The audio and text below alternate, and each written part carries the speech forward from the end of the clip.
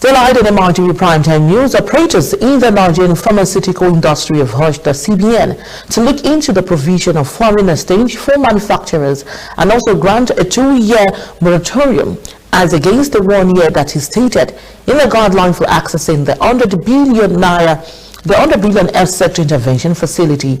The chairman of the pharmaceutical sector of the Manufacturer Association of Nigeria, Dr. Felix Ayebai, also advocated reversal of policies that could hamper the growth of pharmaceutical industry and the manufacturing sector at large. Speaking at a virtual conference organized by Finance Correspondent Association of Nigeria in Lagos, Ayebai observes that these last 3 months, importers are enjoying a duty-free window and local manufacturers are suffering a 7.5 tax penalty.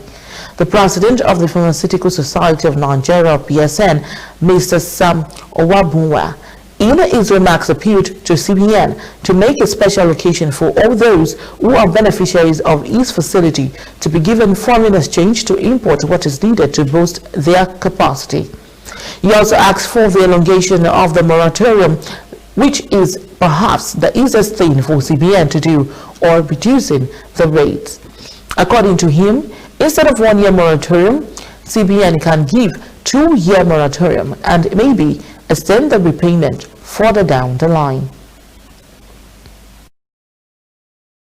Share of the market for locally manufactured products is today about 40%.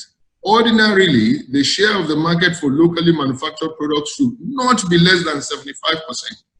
Indeed, in most parts of the world, given the national security nature of pharmaceutical products, in most parts of the world, the local manufacturers are responsible for above 80% of the pharmaceutical needs of their people.